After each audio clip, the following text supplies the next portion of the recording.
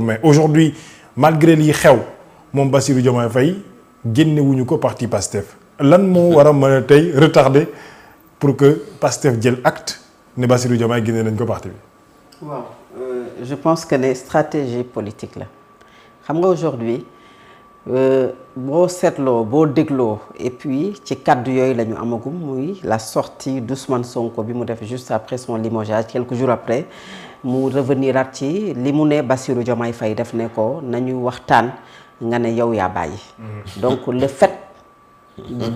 d'acter le limogeage d'Ousmane Sonko xëy na amoon na lu diis ci moom il voulait pas que les Sénégalais le voient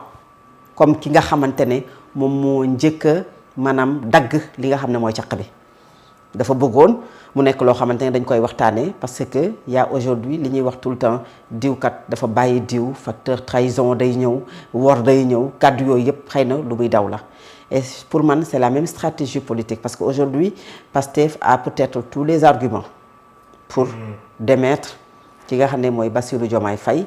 du parti dont il est membre parce que nañu bu ñu fàtte ne jiitewul benn instance ci parti bi mon cap Fatou Kiné Diakhaté dafa am lu mu fa jiite am na ci ñoo xamante ne ci biir parti bi comme Yankoba Diémé ci biir parti bi nga xam ne moom mooy Ziguinchor dafa am lu mu fa jiite keneen ak keneen ñu ñi génnee ba ci ay Moussa Balla Fofana nga xam ne moom moo démissionnel boppam mais bu ñu fàtte ne Bassirou Diomaye Faye il est un simple membre du parti Pastef il réclame son appartenance dans ce parti bu fekkoon dafa jiite benn instance parce que gis naa le communiqué du MONCAP et même des groupes WhatsApp bi nga xam ne moom mooy ñu ne dañoo dindi Fatou Kiné Diakhaté parce que tout simplement dafa am stratégie bu ñuy doxal te bëggatuñu mu nekk ci groupe yi bëggatuñu mu jiite ko parce que bien sûr bokkatu leen gis-gis mënoo nekk ci benn mbir moo xamante ne yéen a bokk di ko doxal mën nañ fa teg stratégie boo xamante ne pour jàkkaarloog yéen la après mu senn wala mu génn on ne sait jamais kan moo koy génnee mais bu boobaa xëy na kenn dootul wóolooti kenn mais pour Bassirou Diomaye Faye su fekkee ne il n'est pas dans les instances du parti réunions yi ñuy def c'est quelqu'un boo xam ne sûrement il n'est plus actif dans le parti depuis un certain temps et aussi beneen bi mooy le parti ne veut pas poser le premier acte c'est-à-dire dàq ko comme ñoom ni ñu ko doon xaaree pour mu dàq Ousmane Sonko parce que le décret de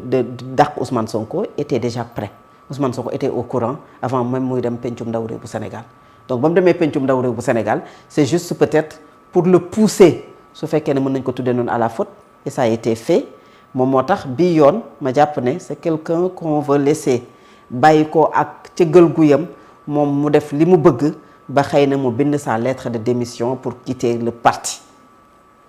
loolu jàngat la boo xamante ne man moom laa jàpp ne moom moo tax jusqu'à présent parti bi dàqul ki nga xamante ne moom mooy Bassirou Diomaye et pour man Bassirou Diomaye Faye dafa waroon a démissionner parce que dara bu fekkee ne bokkootu leen gis-gis tu réclames toujours ton appartenance dans ce parti ba pare nag boobu ba tey ñu ngi koy lam-laamee mais nga dem annoncer la création de ton parti l'annonce de la création de ton parti ak ta lettre de démission ñoo waroon ànd da nga waroon démissionner après annoncer sa lettre de parti parce que on ne peut pas être membre de deux partis politiques waxuma sax diriger mais on ne peut pas être membre de deux kan nga gis fii ci Sénégal mu nekk membre de deux partis politiques ñi nga xam ne dañoo dem fekkee apte sax dañoo dem dissoudre seen parti ci biir apte mais nekkuñu ne ñoom dañoo créer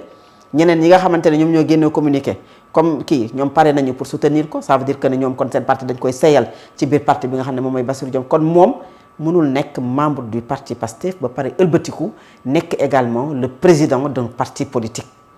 léegi pexe politique la kenn ku ci nekk def ak ruse politique pour xaar xëy na sa morom dàq la wala nga démissionner mais li ma jàpp mooy c'est lui qui devrait quand même partir puisqu'il a créé son propre parti politique Mansour mi ngi doon wax sànq nag ci APR mais ci doxalin bi li ngay gis mooy ces derniers temps gis-gisu APR bokkul ak gis-gisu Bassirou Diomaye Faye et ça depuis l'élection wala la candidature de Macky Sall aux Nations Unies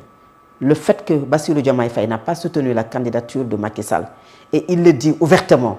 loolu c'est un goût amer du côté de l'APR je parle nag ñi nga xamante ne ils sont dans le parti parce que daf ci am ay personnes isolées ñoo xamante ne dans tout parti politique néew ma diw la mais jàngat laa def que dans tout parti politique am na ay nit yoo xamante ne ils roulent pour leurs propres intérêts loolu kenn mënu ko xam parce que ñi dem adhéré ji c'est sûr que ce n'est pas le parti bien structuré avec ses instances décidé wu ko ñoom ñoo dem ak seen cëggal guy noonu lay amee sax ñoo xamante ne amaana mën nañoo ne ci biir di wax di xëtër yi fekk na ñu ngay lijjanti seen bopp ci suuf mais le parti avec ses structures le parti ak doxalinam bokkuñu gis-gis et aujourd'hui le fait que des maires dem rejoindre la coalition Diomaye président loolu ça affaiblit le parti politique que ça soit APR que ça soit le PDS que ça soit d'autres léegi nag li ci am moom mooy de plus en plus ñuy dem dinañu gis ne les gens vont s'opposer plus à Bassirou Diomaye Faye qu'à Ousmane Sonko qui lui aussi s'oppose à Bassirou Diomaye Faye parce que réew nag li am moom mooy ki nekk ci pouvoir bi ngay opposé wu ki nekk ci opposition bi opposé wu ak ki nekk ci pouvoir bi loolu mooy logique politique mais li ñu gis moom mooy on s'oppose aujourd'hui plus à Ousmane Sonko qu'à Bassirou Diomaye Faye le communiqué récemment bu parti bi nga xam ne moom mooy APR wane ne maanaam donne bi mel ne luy xaw a changer tuuti rek vent bi xaw na rek tourner tuuti ba tey il s'oppose à Ousmane Sonko xëy na loolu ni structure ni doxalinu politique bu Sénégal mel ak l'arrivée d'Ousmane Sonko moom moo ko indi ak yenn yi nga xam ne moom moo fi jot a jaar mais au moins ils vont s'opposer à Bassirou Diomaye Faye heureusement ou malheureusement de toute façon kenn ku ci nekk wax li nga xamante ne moom nga jàpp ne bu ñu ko defaree nii dina doon pour le Sénégal mais Bassirou Diomaye Faye qui crée son parti politique avec l'adhésion de 300 maires qui sont ces 306 maires yan dayoo la ñu am ci wàllu politique lan la ñu représenté ci seen ay localité est-ce que seen dem mën na yóbbaale ñi nga xamante ne ñoom ñu nekk ca gox ba di fa yeewoo loolu xëy na bu ñu demee ci élection locale la ñu koy xam. Pastef ak coalition Diomaye Faye Diomaye mu ngi teg ay actam Mansour Diop Pastef dàquñu ko Diomaye it démissionné wul jàngatu politique. daanaka du événement nag daanaka du événement Fatou Abdou wax na ko sànq président Diomaye nekkatul nekkatul responsable ci biir Pastef donc simple militant la te tey boo ko nee dàq naa la di nga ko yokkal benn buzz di nga bind ci histoire am ni date sàngam Pastef dàq nañ ko bàyyi ci biir nañ ko def ni waa ji defoon rek bi ko soxnaam fekkee ak coowam ci néegam ub néeg bi ni pat añ jot mu toggal ko añ bëccëg jot mu defal ko ataaya defal ko soow guddi jot mu ñooñal ko ay ginaar tëdd jot mu poñe ndaw si ni ko di nga wax ndaw si ni ko lu may wax nañ ko def noonu rek buñ ko ni wow na buñ ko ni tooy na buñ ko ni génne nañu la buñ ko ni dañu lay génne nañ ko bàyyi ci biir wax dëgg yàlla fi mu nekk aajitul na di ko officialiser ci ay këyit pour ubbil ko beneen xëtu information boo xam ni une yi dañuy xëy suba ba ngoon yendu ci non jaru ko nañ ko bàyyi noonu rek ku dem ba créer sa parti politique bopp roote APR roote Pastef am sa coalition